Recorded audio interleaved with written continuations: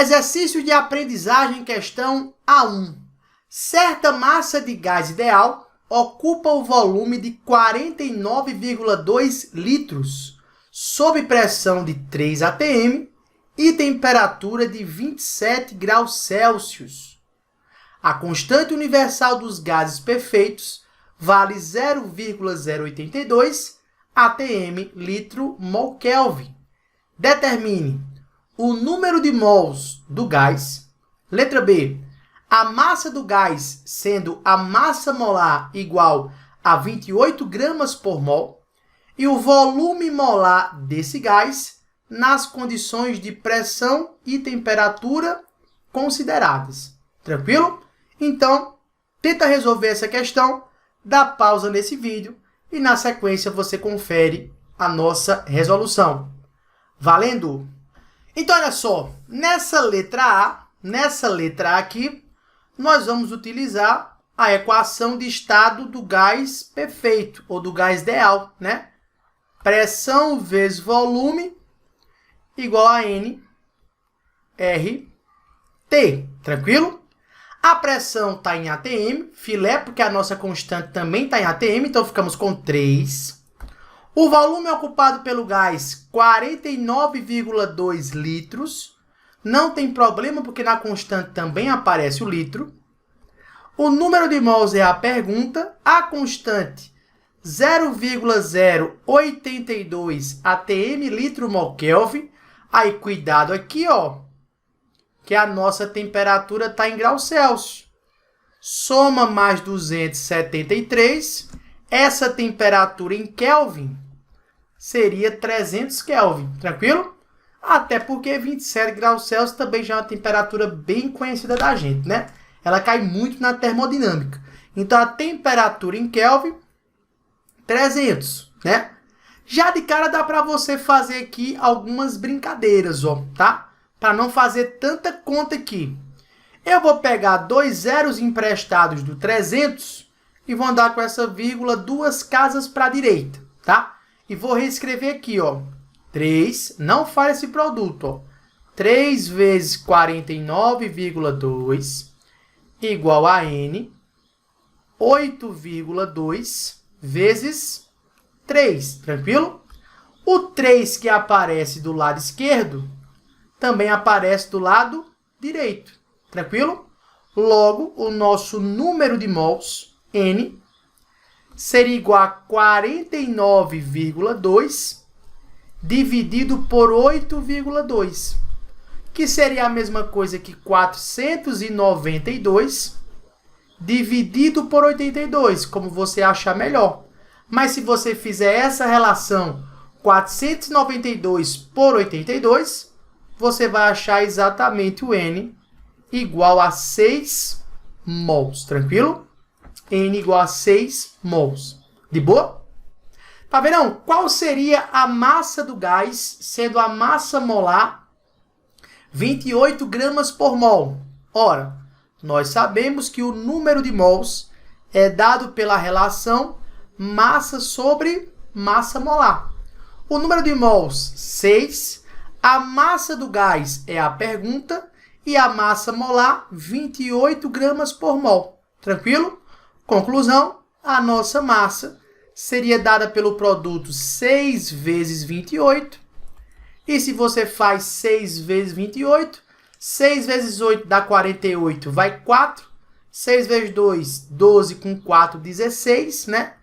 Então, me daria aqui 168 gramas, né? A massa do gás seria 168 gramas. Tranquilo?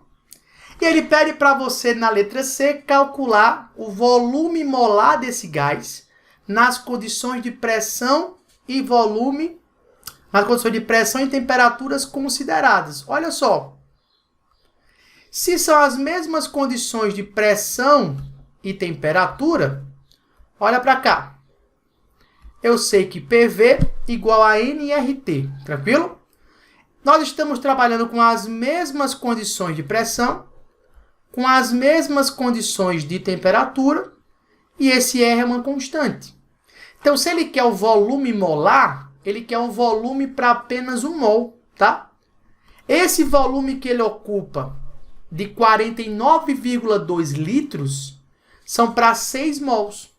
Se eu caio para 1 mol, olha, tá vendo? Se eu saio de 6 mols e caio para 1 mol, o número de mols está caindo 6 vezes. Então, o volume ocupado por 1 mol seria um volume 6 vezes menor, tá? Então, esse volume molar que ele pede na questão, que eu vou chamar de V', tá? Seria o volume ocupado por 6 mols dividido por 6, tranquilo?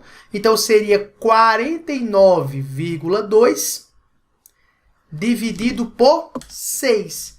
Esse seria, então, o volume molar ocupado por 1 mol desse gás, tranquilo?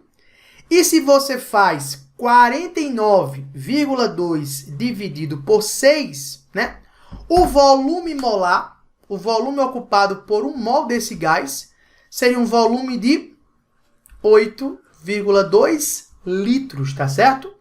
Então, o volume ocupado por 1 mol desse gás seria exatamente um volume de 8,2 litros. Tranquilo? Vamos lá, então, para a nossa questão A2. Vamos lá? 10 litros de um gás perfeito encontram-se sob pressão de 6 atm a temperatura de 50 graus Celsius. Ao sofrer uma expansão isotérmica, seu volume passa a 15 litros. Calcule a nova pressão. E aí você congela esse vídeo, tenta resolver e retorna para conferir a sua resolução, o nosso gabarito. Valendo? Então se liga que nessa questão ele fala que o gás sofre uma expansão isotérmica. Então você não precisa se preocupar com esse valor de temperatura, pois a temperatura permanece constante. Detalhe, se é uma expansão isotérmica, lembra que pressão e volume são inversamente proporcionais. Se o volume aumentou de 10 para 15 litros, eu espero que a pressão diminua, beleza? Tá vendo? De 10 para 15 litros, o volume aumentou quantas vezes? Galera, o volume aumentou 1,5 vezes. Se eu pegar 15 e dividir por 10, dá 1,5. Então, de 10 para 15 litros, o volume aumentou 1,5 vezes. Se o volume aumenta 1,5 vezes, a pressão diminui 1,5 vezes. Então, 6 dividido por 1,5, a pressão vai para 4 atm. Então, se você domina essas relações de proporcionalidade, você às vezes nem perde tempo com conta. Mas vamos montar aqui. Tá vendo? Na transformação isotérmica, é válida a relação P1 vezes V1 igual a P2 vezes V2. A pressão inicial 6 atm, o volume inicial 10 litros. A pressão final é a pergunta e o volume, por se tratar de uma expansão isotérmica, 15 litros. O volume aumentou. Conclusão, se eu faço 6 vezes 10, isso me dá 60. O 15 que multiplica desce dividindo e nós vamos achar a nossa pressão P2. Se você faz a relação 60 sobre 15, isso me dá exatamente 4 atm, como eu já tinha feito na relação de proporcionalidade. Então, a nova pressão do gás seria uma pressão de 4 atm. Vamos lá para a nossa questão A3. Olha só. 2 litros de um gás encontram-se a 27 graus Celsius sob pressão de 600 milímetros de mercúrio. Qual será a nova pressão do gás a 127 graus Celsius com volume de 10 litros?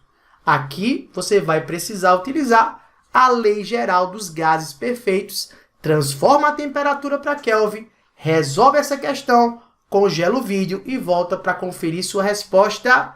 Valendo!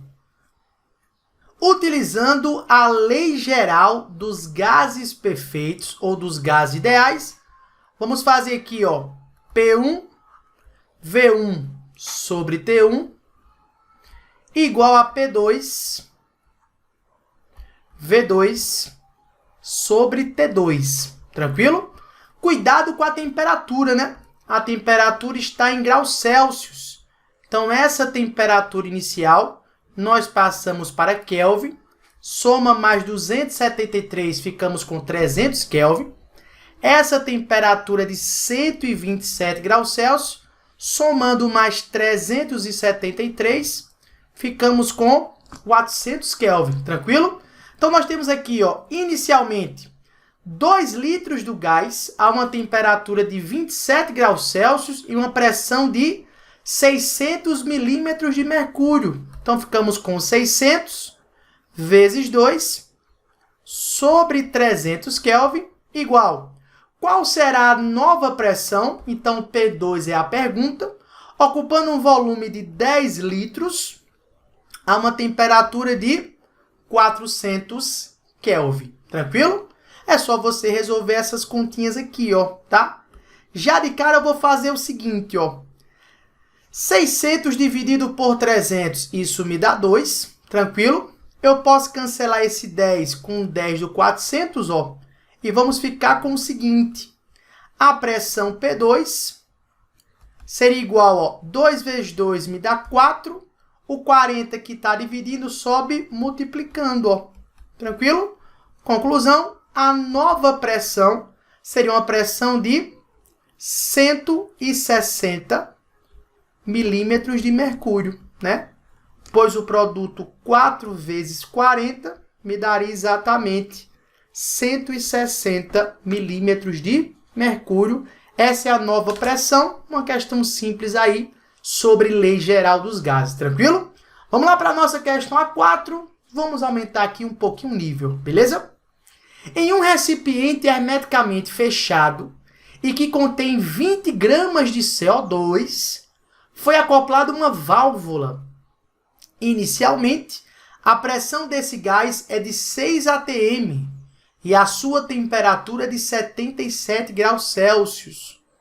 Se através da válvula permitimos que 25% do gás escapem, mantendo constante a temperatura, qual será a pressão exercida pelo gás restante? Tranquilo? Então, a pressão inicial de 6 atm a uma temperatura de 77 graus Celsius. Se através da válvula permitimos que 25% do gás escapem, mantendo constante sua temperatura, qual será a pressão exercida pelo gás restante? Dá pausa nesse vídeo, tenta resolver e retorna para acompanhar a nossa resolução. Valendo! O que você precisa se ligar nessa questão é que quando ele fala que 25% do gás escapam, nós não estamos mais trabalhando com a mesma quantidade de gás. É como se nós estivéssemos trabalhando com duas quantidades de gás diferentes, né? Então se liga. O que eu posso escrever? Inicialmente nós temos, vou chamar assim de pressão P1, volume V1, número de mols N1, R vezes T1. Tranquilo? Quando 25% do gás escapa, nós temos P2, um volume V2, um novo número de mols N2, vezes R, T2. Só que se liga, tá? Nessa questão, ele fala que a temperatura permanece constante. Então, a temperatura T1 coincide com a temperatura T2. A temperatura permanece constante. A constante universal dos gases não muda, gente. Então, essa constante também é uma constante. E o volume do recipiente também não vai mudar. Lembra que o gás ideal ele ocupa todo o volume do recipiente. Então, mesmo escapando 25% do gás, o volume V1 e o volume V2 também coincidem. O que não vai coincidir aqui é a quantidade de gás e a nova pressão. Então, eu posso escrever, juntando essas duas relações aqui, eu posso escrever, então, que a relação P1 sobre N1 é igual à relação P2 sobre N2. Onde nós sabemos que o número de mols é massa sobre massa molar. Então, eu posso escrever que P1 sobre M1 é igual a P2 sobre M2. Já que a massa molar do gás é a mesma, nós podemos cancelar. Beleza? Então, se antes a gente tinha 20 gramas de gás e escaparam 25%, nós ficamos com quanto de gás dentro do recipiente? 75%. Ou seja, a massa M2 que ficou dentro do recipiente corresponde a 75% da massa M1, já que 20% escaparam. E 75% de 20 gramas vai me dar quanto? 15 gramas. 75% de 20 gramas me dá exatamente 15 gramas. Tranquilo? É só isso a questão. Então, a pressão inicial foi uma pressão de 6 atm para uma massa de gás de 20 gramas. A pressão final é a nossa pergunta agora para uma massa de 15 gramas. Tranquilo? Então, a nova pressão P2 seria 6 vezes 15 dividido por 20, né? Dá para a gente dar uma simplificada aqui, ó. Divide por 5 em cima fica 3. Divide por 5 embaixo fica 4. Tranquilo? E aí ficamos com 6 vezes 3. Isso me dá 18, né? 18 sobre 4. 18 sobre 4, isso vai me dar 4,5 atm, né? Então, a nova pressão seria uma pressão de 4,5 atm. Muito cuidado nessas questões. É só você escrever equação de Clapeyron. Tranquilão? Vamos lá, então, para a nossa questão A5 e encerramos essa bateria sobre estudo dos gases. Olha só. Um gás perfeito, inicialmente a temperatura T1 de 300 Kelvin, volume V1 4,50 ou 4,5 metros cúbicos e pressão P1 42 Pascal, sofre uma expansão isotérmica, passando ao volume 9 metros cúbicos, que é o volume V2. E daí, uma compressão isobárica, voltando ao seu volume inicial V1. Calcule a temperatura e a pressão do gás no estado final. Desenhe os diagramas cartesianos, pressão em função da temperatura, pressão em função do volume e volume em função da temperatura correspondentes. Pausa esse vídeo, tenta responder essa questão e retorna para conferir a nossa resolução. Vamos lá, valendo! Então, olha só, ele fala que o gás primeiro passa por uma expansão isotérmica, ou seja, o volume aumenta e a temperatura permanece constante, e na sequência uma compressão isobárica, ou seja, o volume diminui, né? E a pressão permanece constante, só que na compressão isobárica ele retorna para o seu volume inicial, tranquilo? Então, na expansão isotérmica, eu conheço a pressão inicial, conheço o volume inicial, conheço o volume V2, né? Que ele passa do estado 1 para o estado 2, e eu posso calcular a pressão P2. Se é uma expansão isotérmica, temperatura constante, pressão e volume são o quê?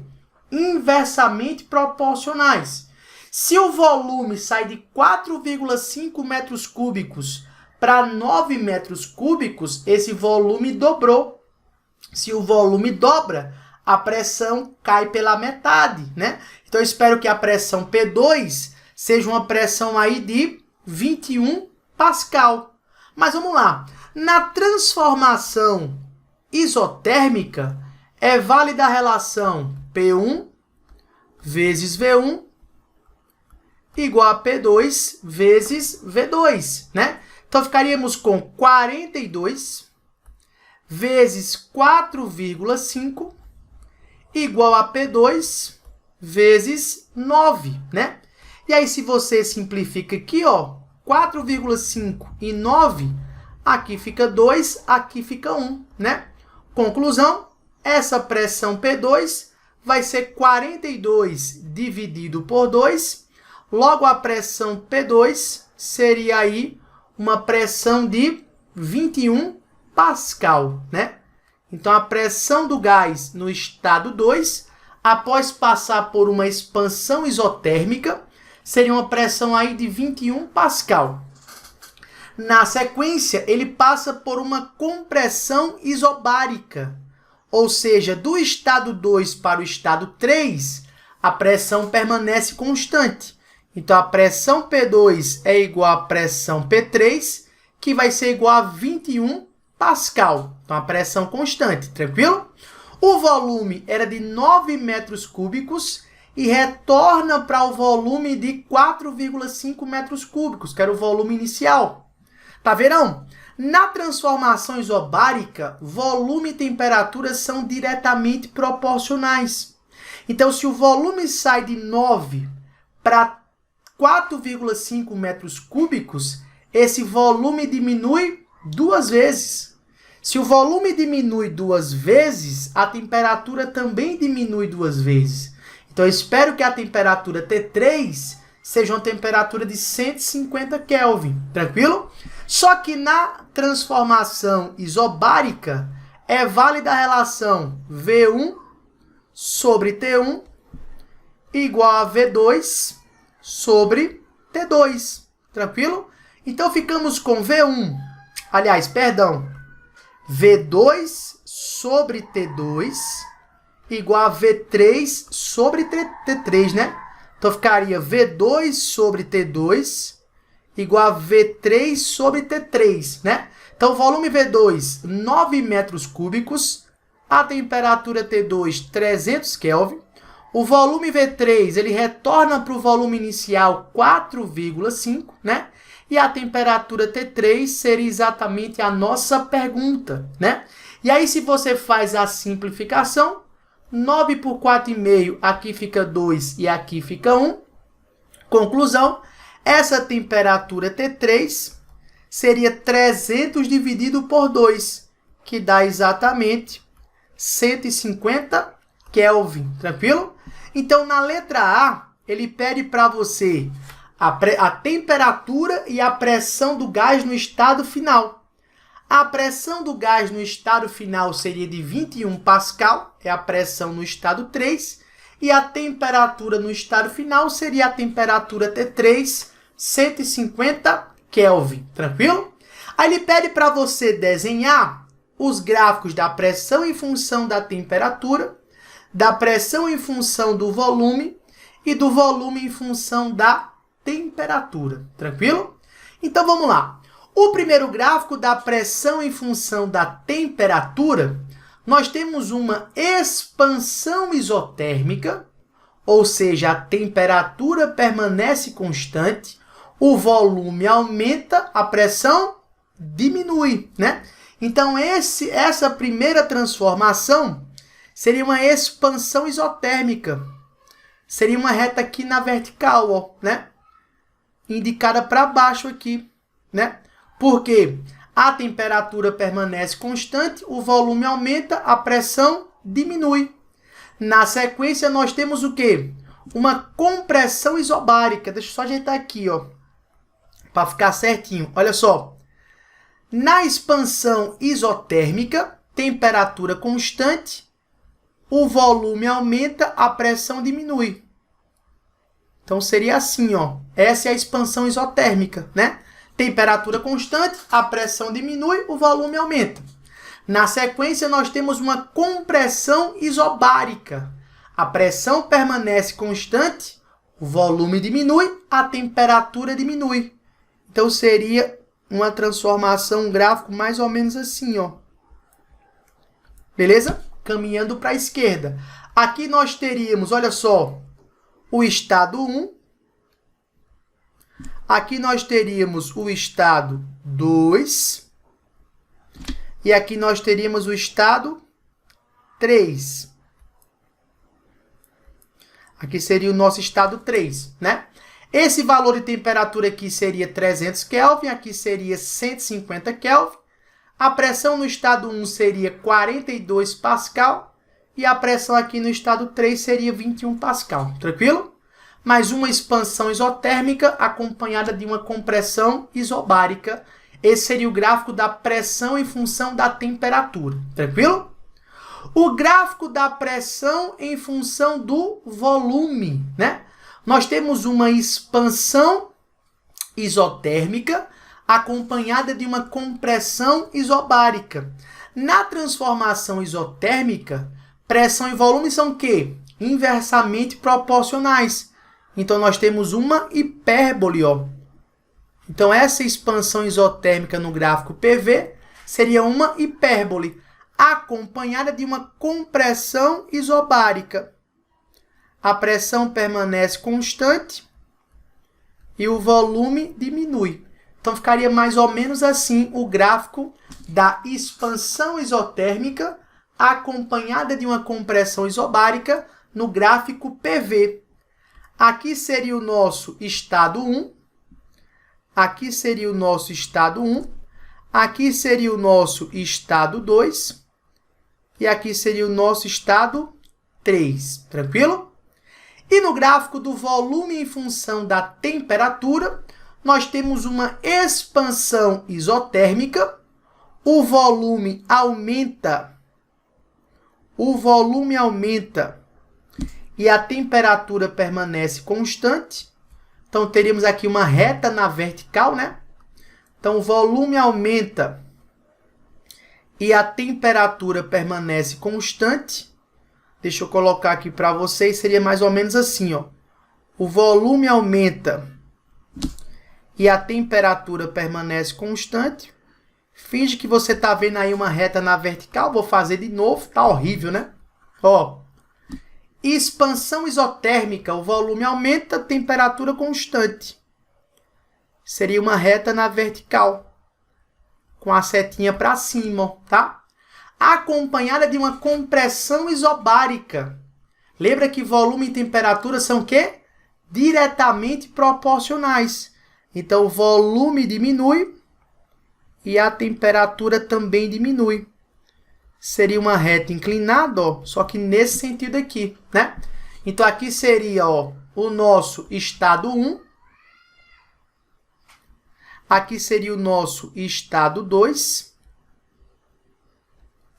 E aqui seria o nosso estado 3, tranquilo? Uma expansão isotérmica acompanhada aí de uma compressão isobárica, onde o volume diminui e a temperatura diminui linearmente, né? Porque volume e temperatura são diretamente proporcionais. Com isso, nós encerramos nossa bateria sobre estudo dos gases. Eu aguardo você na nossa próxima aula sobre termodinâmica, tranquilo? Até a próxima e valeu!